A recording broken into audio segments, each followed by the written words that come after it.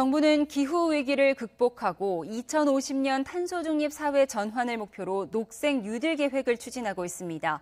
환경을 파괴했던 방조제를 청정에너지 생산기지로 바꿔 생태계까지 회복시킨 시화호 조력발전소에서 환경의 날 기념식이 열렸습니다. 이문석 기자가 다녀왔습니다.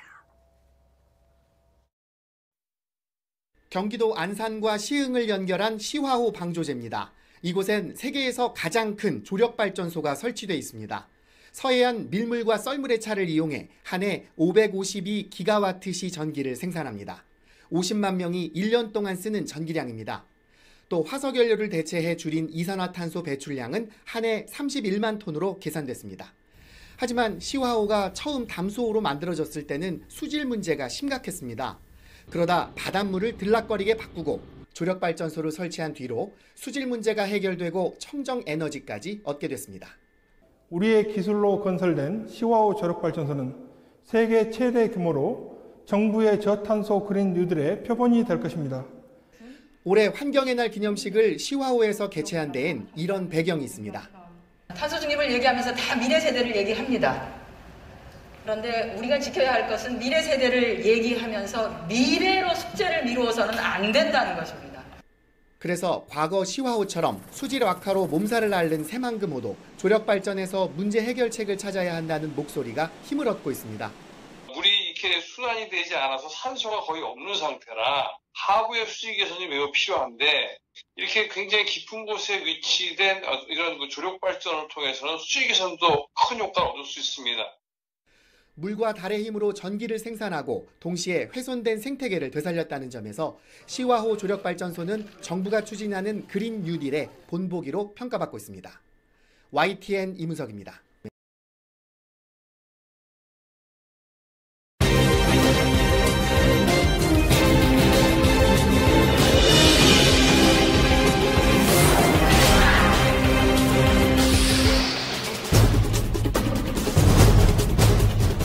지구온난화로 인한 기상이변으로 고통받고 있는 지구.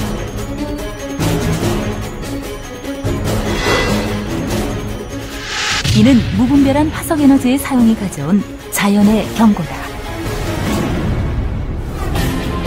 또한 현재 지구촌 최대 에너지원 중 하나인 원자력 발전은 지진과 같은 자연재해와 환경오염이라는 심각한 문제점을 안고 있는 매우 위험한 에너지원이다.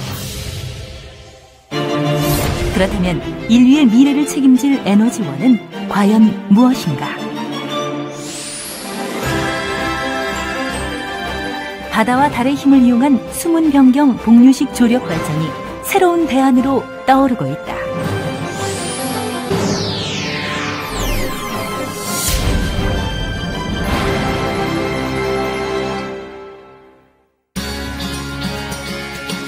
조력 발전은 바다의 밀물과 썰물을 이용해 전기를 생산하는 시스템이다. 최근에 완공하여 가동하고 있는 우리나라 서해의 시화 조력발전소는 연간 5.5억 킬로와트의 전기를 생산하고 있는 세계 최대의 조력발전소다.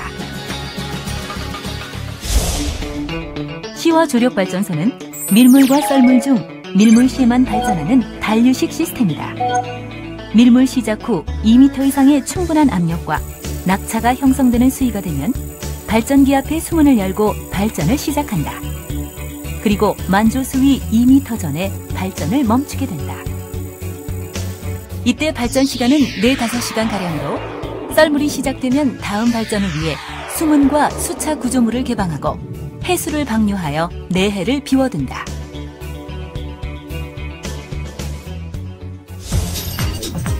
그러나 시화 단류식의 최대 문제점은 발전이 끝난 후 2m 전에서 수차 구조물 수문을 닫기 때문에 조간대 면적 감소로 인한 2차적인 환경 피해가 지속된다.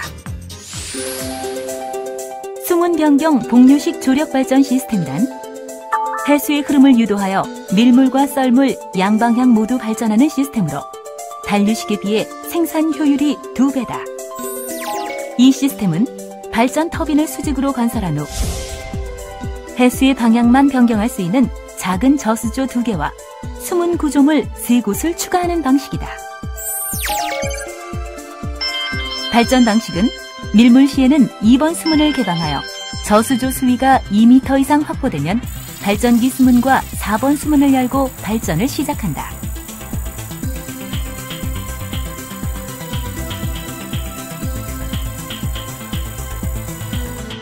그리고 4-5시간 발전 후 수문 4개를 모두 개방해 자연 상태의 만조 수위가 되도록 충수한다.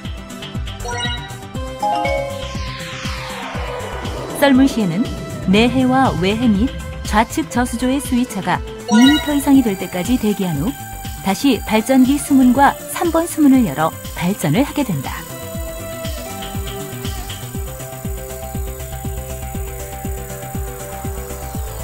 마찬가지로 4-5시간 발전 후 수문을 모두 개방하여 자연 그대로의 간조 상태를 유지할 수 있도록 배수한다. 본 시스템은 발전이 끝난 후 충수 및 배수를 통해 자연 상태의 만조, 간조 수위를 유지할 때 오히려 이용률이 극대화되기 때문에 단류식 발전 방식에서 야기되는 조간대 면적 감소로 인한 갯벌 파괴 등 환경 피해가 발생하지 않는 환경 친화적 조력 발전 시스템이라 할 수 있다. 비용 면에서도 획기적이다. 현재 1kW의 전력을 생산하는데 사용되는 비용을 비교해보면 태양력이 400원, 풍력이 200원, 단류식 조력 발전이 90원, 복류식 조력 발전은 약 45원가량으로 에너지 생산 원가 면에서도 복류식 조력 발전이 최고라고 평가할 수 있다. 현재 전 세계 조력 발전 가능 지역은 중국 300여 개소 이상을 비롯해 미국, 캐나다, 영국, 러시아, 아르헨티나 등 20여 개국에 고루 분포되어 있다. 전 세계에 분포된 잠재적 조력 전력량은 22에서 44조 킬로와트로 전 세계 전력 수요 17조 킬로와트를 능가한다. 본 수문 변경 복류식 조력 발전 시스템은 지난해 10월 7일 국내 특허 등록에 이어 11월 국제 PCT 특허 출원을 마쳤으며 현재 중국 등 일부 개별국 특허가 출원 중에 있다. 에너지 혁명이라 불리는 복류식 조력 발전 시스템. 지구촌의 에너지 문제를 일거에 해결할 수 있는 원천 기술임을 확신한다. 그러나 아무리 우수한 기술이라 하더라도 빛을 발하기 위해서는 정부와 기업, 그리고 우리 모두의 관심이 중요할 것이다.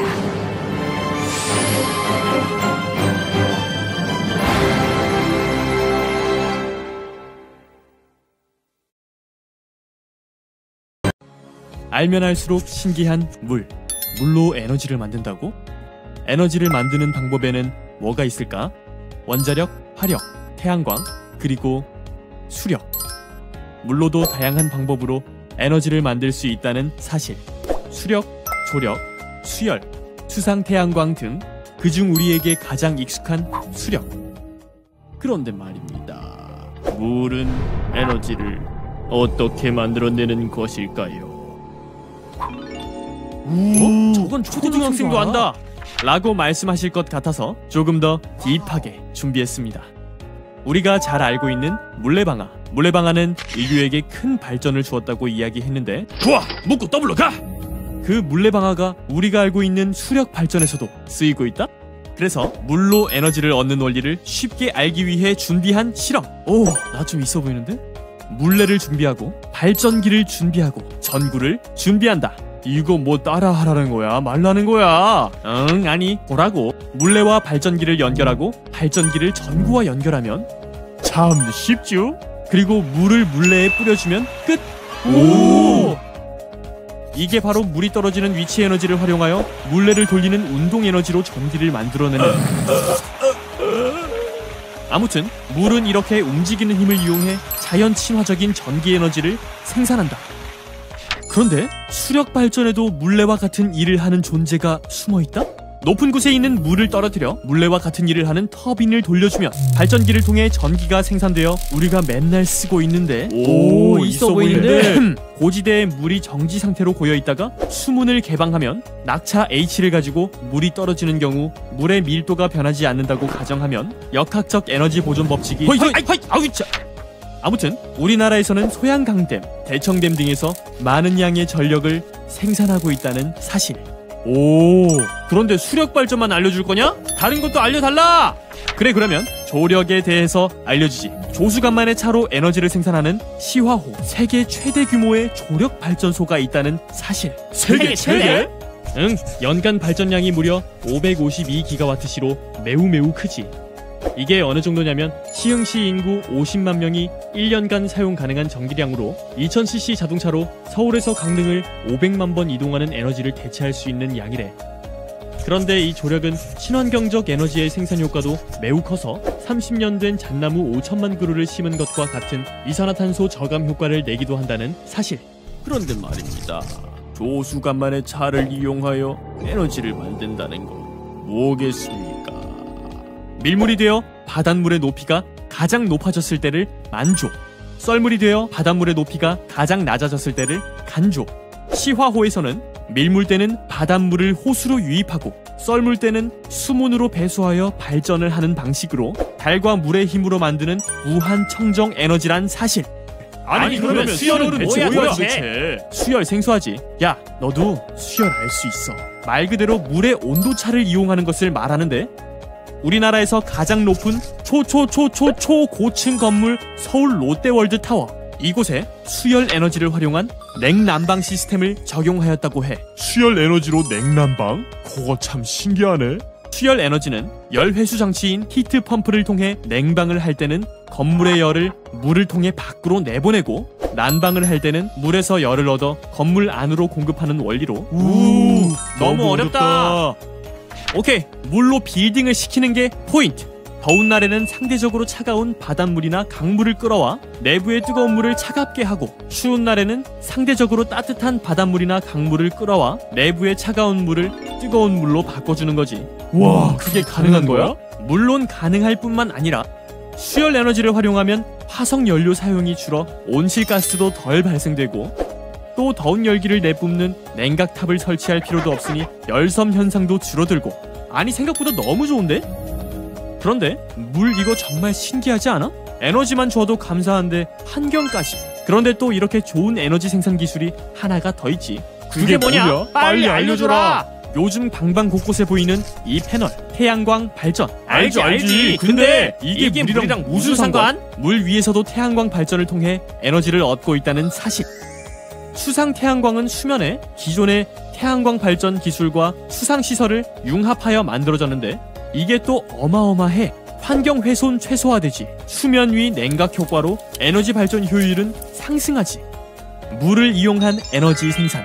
인류가 오래전부터 사용하였으며 현재도 기후변화 관련하여 청정에너지인 물에너지가 강조되고 있다는 사실. 와우, 대단해요. 어쨌든 인간은 물로부터 많은 에너지를 얻어 삶을 살아가고 있지. 물이 없는 인간의 삶? 상상이 가? 아마 상상되지 않을걸. 물이 없으면 우리의 미래도 없겠지?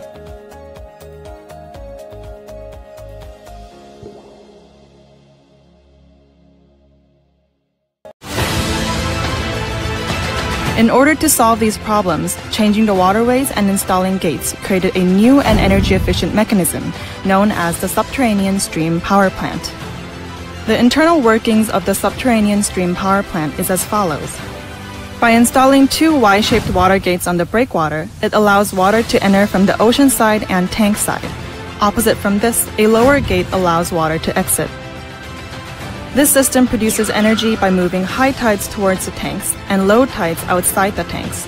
Because the subterranean stream power plant utilizes both the high and low tides, it is more energy efficient. Shihwa Lake, Saemangum, Taewon Gaorin Bay are examples of tidal power plants disrupting water quality and destroying ocean wildlife. This new system prevents these problems.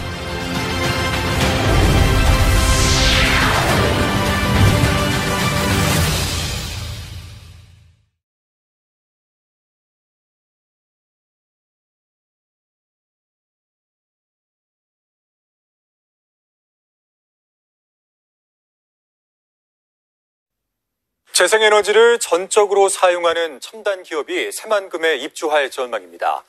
새만금 개발청은 최근 진행한 R200 연계 첨단 제조기업 공모 접수 결과 기업 3곳이 연합한 컨소시엄 1개가 신청서를 제출해 심사 절차에 돌입했다고 밝혔습니다.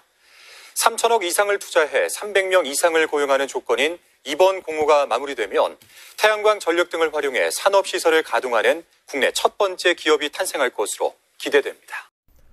정부가 새만금을 신재생 에너지의 메카로 키우겠다며 비전을 제시한 지 3년 만에 윤곽을 드러내고 있습니다. 육상태양광을 시작으로 수상태양광도 착공을 앞두고 있는데요. 2025년까지 2.4기가와트 규모의 태양광이 들어서면서 군산 경제를 반전시킬 원동력으로 떠오르고 있습니다. 모영수 기자입니다. 새만금 국제공항 인근의 유유부지. 이미 파이프를 땅에 박아 태양광 발전 패널을 올릴 준비를 하고 바로 옆으로 땅을 다지는 공사가 한창입니다. 지난해 착공한 1구역은 절반 가까이 공사가 진행되고 군산시가 추진하는 2구역은 이제 막 착공에 들어갔습니다. 조만간 3구역도 공사에 들어가면 모두 올해 안에 공사가 끝나 상업운전을 시작할 예정입니다. 새만금에 들어서는 육상태양광은 400만 제곱미터 땅에 300메가와트 규모, 수상태양광은 육상태양광보다 7배에 달합니다.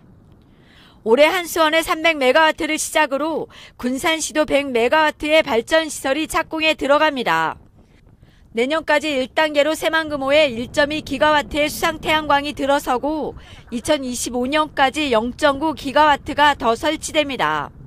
새만금에 들어서는 육상과 수상태양광은 모두 2.4기가와트. 발전 수익은 주민과 공유하고 기업 유치에도 탄력을 받을 것으로 기대됩니다. 군산시는 전국 최초로 지역주도형 사업으로 수상태양광 사업과 육상태양광 사업 총 200메가와트 규모의 재생1위 사업을 추진하고 있습니다. 육상태양광 사업은 금년 12월 상업운전을 목표로 추진하고 있고 수상태양광 사업은 발주 준비 중에 있습니다. 이미 지난해 태양광 사업과 관련해 12개 기업이 2,600억 원을 투자하겠다고 밝혔습니다.